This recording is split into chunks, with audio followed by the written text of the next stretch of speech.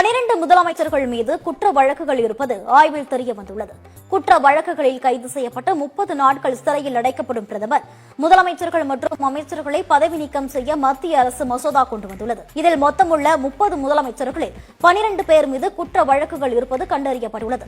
அடுத்ததாக தமிழக முதலமைச்சர் மு.க.ஸ்டாலின் மீது 47 வழக்குகளும் உள்ளன. இவனெல்லாம் ஜெயில போடாதீங்க. 50-60 பேர் சாப்பிட வேண்டிய சாப்பாட்டை ஒண்டியால தின்னு தீர்த்துடுவோம். எங்க சைக்கிள் கம்பெனில வேலைக்கு சேர்த்து விடுங்க. கேட்ட பையன் சார் இந்த பால்சாமி.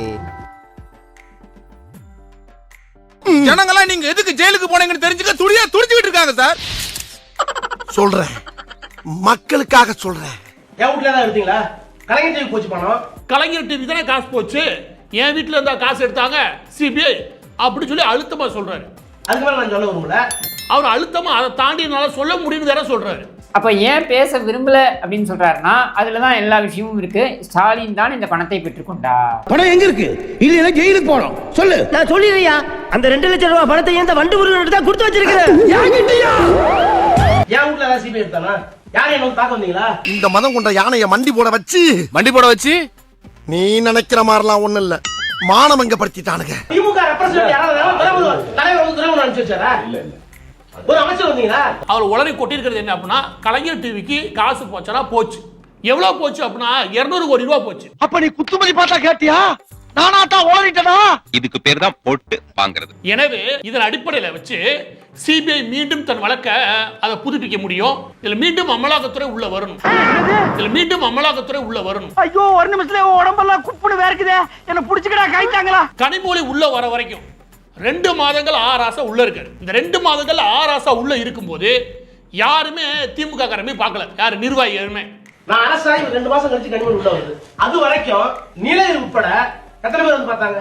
என் மனநல ஜெயிலுக்குள்ள எப்படி இருந்திருக்கும்? அப்புறம் கனிமொழி வந்த பாடு எல்லாம் படையெடுத்து எல்லா மந்திரி வருது. எனக்கு தெரியாதா? அப்ப ஏன் கலைஞர் அனுப்பி வைக்கல? அப்ப கருணாநிதி ஏன் அனுப்பி வைக்கல அவர் கேட்கிறாரு.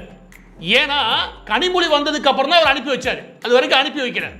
அப்போ உன்னுடைய குடும்பத்துக்கு பிரச்சனை நான் மட்டும்தான் நீங்க வருவீங்க அப்படின்றத அவர் கோடிட்டு காண்பிக்கிறார். இதைதான் நம்ம ஆரம்பத்திலேருந்து சொல்லிக்கிட்டு இருக்கோம். திமுக என்பது கருணாநிதி குடும்பத்திற்கு பணம் ஈட்டக்கூடிய ஒரு ஏடிஎம். ஆனா அந்த 2 மாசத்துல என்னுடைய மனநிலை எப்படி இருந்திருக்கும்? நான் பஸ் ஆயிருந்தா என்ன இருக்கும்? நானும் பழிக்காத மாதிரியே எவ்வளவு நேரம் தான் அடிக்கிறது. அது என்ன அப்படின்னா, நான் 2 மாசத்துல பஸ்ட் ஆகி மனசு உடைஞ்சு போய் நான் விஷயத்த சொல்லியிருந்தேன் என்ன ஆயிருக்கும் அப்படின்றாரு.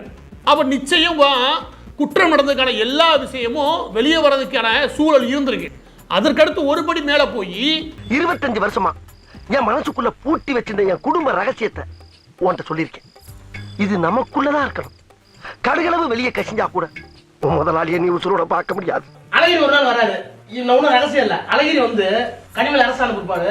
கலைஞர் டிவிக்கெல்லாம் வாங்கி கொடுத்ததெல்லாம் ஸ்டாலின் தானே. நீ கனிமொழி ஜெயில இருக்கீங்க. ஸ்டாலின் தான் செஞ்சாலும் அப்ரூவ் ஆகிட்டு வெளியே வர வேண்டியதாங்க. அழகிரி வந்தாரு. அழகிரி வந்து யாரு? ஸ்டாலின் அவரோட அண்ணன். அழகிரி வந்து என்ன கேட்டாரு, ஏன்பா கலைஞர் டிவிக்கு காசு ஸ்டாலின் தான் வாங்கி கொடுத்தாராம்ல, நீங்க எதுக்கு உள்ள இருக்கீங்க? நீனும் கனிமொழியும் நீங்க அப்ரூவல் ஆகிட்டு வெளியே வந்துட வேண்டியானப்பா, எல்லாம் உண்மையை சொல்லிட்டு வெளியே வந்துட வேண்டியானே அப்படின்னு எம்கே அழகிரி யாரு கருணாநிதி அவரோட மூத்த பையன் சொன்னதா யார் சொல்றா? ராசா சொல்றாரு. ராத்திரி பூரா நம்ம கூட தானே இருந்தான். அதுக்குள்ள இந்த நியூஸ் எப்படி வெளியே போச்சு? அவ 3 ஆதாரங்கள். ஒன்னு உடஞ்சிருந்தா என்ன ஆயிருக்கும், இன்னொன்னு ஏன்டா காசு இருந்துச்சு கலைஞர் டிவி தான் போச்சு, 3வது அழகிரி வந்து சொன்னார் நான் போட்டு கொடுத்தா என்ன ஆயிரும். அப்ப 3 விதமான ஆதாரம் அதுக்குள்ளே இருக்கு, இந்த ஆடியோக்குள்ளே. இந்த பஞ்சாயத்து எப்படி திருண்ண கண்டுபிடிச்சு இதே மரத்துக்கடியில 2 நாளைக்கு தலைகளை கட்டி தங்க வேணும். எனவே இந்த வழக்கை மீண்டும் புதுப்பிச்சு ராசா உள்ள கூட்டி போய் விசாரிக்கிற விதமா விசாரிக்கணும் நான் கேட்டுக்கிறேன். ஆஹா, சூனா போனா ஒவ்வொருத்தருக்கு வேகத்தை பார்த்தோம்னா அவன் அருமை வறுமைக்கு ஆபத்து வந்துரும் போல் இருக்கடா. அதோட சேர்த்து முதலமைச்சர் எம்கே ஸ்டாலின் அவர்களும் இதில் விசாரிக்கப்பட வேண்டிய மிக முக்கியமான குற்றம் சாட்டப்பட்ட நபர் தான். எனவே அவரையும் விசாரிக்கணும். எங்கிட்ட நிறைய செக் இருக்கு, அதெல்லாம் வச்சா அந்த குடும்பம் பயப்படும் அப்படின்றத பொடி வைத்து பேசுகிறார் ராஜா. என்ன வெளியே தள்ள முடியாது. சரி, புரியுதா? என் கம்யூனிட்டி எழுத முடியாது, என் அறிவு வெளியே தள்ள முடியாது, என்கிட்ட வேற செல்வாக்கு தெரிய முடியாது, வேற லாக்டவுன் நாங்கள் வச்சிருக்கேன். என்னை கட்சி விட்டு தூக்கிடுவாரா இல்லை இறக்கிடுவாரா? நான் சும்மா விட்டுருவானா? என் கம்யூனிட்டி என்ன தெரியுமா? நான் யார் தெரியுமா? என்னுடைய மூளை என்ன தெரியுமா? அதை விட ஒன்று வச்சிருக்கேன், லாக்கு. அதுதான் இங்கே இருக்கிற முக்கியமான வார்த்தை. ஒரு லாக் ஒன்று வச்சிருக்கேன், அப்படின்றாரு. இந்த பாரு, லஞ்சம் எல்லாம் வாங்கிட்டு சவுண்ட் எல்லாம் கொடுக்க கூடாது. வீக்னஸ் வெளியே உனக்கு பின்னால வீராப்பு தேவையில்ல. நீ யாராட்ட எவ்வளவு லஞ்சம் வாங்கினா என்னென்ன பண்ணேங்கிற பூரா வீடியோல படம் எடுத்தாச்சு. வர்ற பொங்கலுக்கு ரிலீஸ் வீடியோவா? ஆமா. இந்த கலைஞர் டிவிக்கு காசு வாங்கிய வழக்குல என்கிட்ட முக்கியமான ஆவணங்கள் இருக்கு, அதை நான் இன்னும் வெளியே விடல, நான் அப்ரூவரா மாறல அப்படின்றத அவர் சொல்றார். இதை விட ஒருவன் அப்பட்டமாக ஒரு திருட்டை ஒப்புக்கொள்ள முடியுமா? அதுக்கு ஒரு படி மேல போய் அவர் என்ன சொல்றாரு அந்த ஆடியோல, இவர் என்ன பெரிய இவரா, யாரு எம்.கே. ஸ்டாலின் பெரிய இவரா, அவரே சொல்றாரு எம்.கே. ஸ்டாலின் பெரிய இவரா.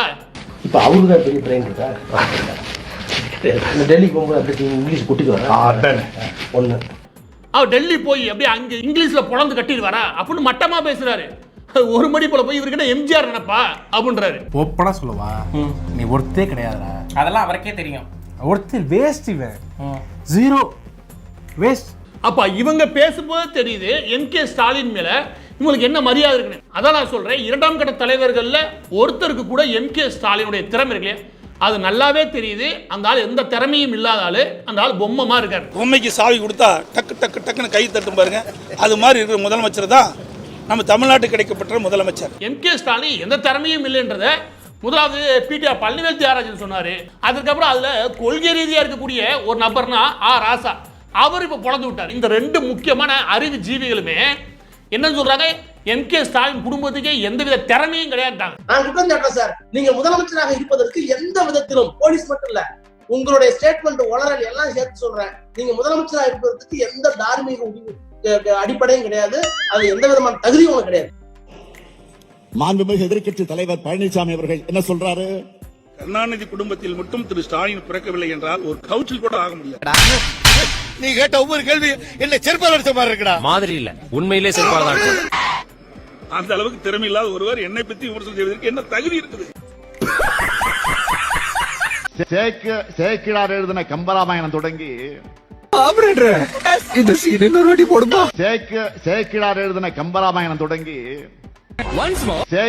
சேக்கிழார் எழுதின கம்பராமாயணம் தொடங்கி இதுக்கு தான் படிக்கடான்னு அடிச்சுக்கிட்டேன் பசங்களா, அருந்துகிட்ட முண்டங்களா. 2026 தேர்தல்ல திமுகவுக்கு ஏன் வாக்களிக்க கூடாதுன்னு சொல்ல போறேன். ஸ்டாலின் தான் வராரு, விடியல் தர போறாருன்னு பாட்டு போட்டு விளம்பரம் பண்ணவரு 5 வருஷமா விளம்பரம் மட்டும் பண்ணியே ஆட்சியை முடிச்சிட்டாரு. NCRB டேட்டா படி 2021ல 1686 கொலைகள், 2022ல 1690 கொலைகள், 2023ல 1681 கொலைகள்னு தமிழகத்தை சுடுகாடா மாத்தின பெரும் பங்கு திமுகவுக்கு இருக்கு. இவ்வளத்தையும் பண்ணிட்டு திமுக இல்லனா தமிழகத்தை யாராலையும் காப்பாற்ற முடியாத மாதிரி ஒரு பில்டப் வேற. பெண்களுக்கு, சிறுமிகளுக்கு, முதியவர்களுக்குன்னு யாருக்குமே பாதுகாப்பு கொடுக்க முடியாத திமுகவுக்கு நாம ஏன் வாக்களிக்கணும்?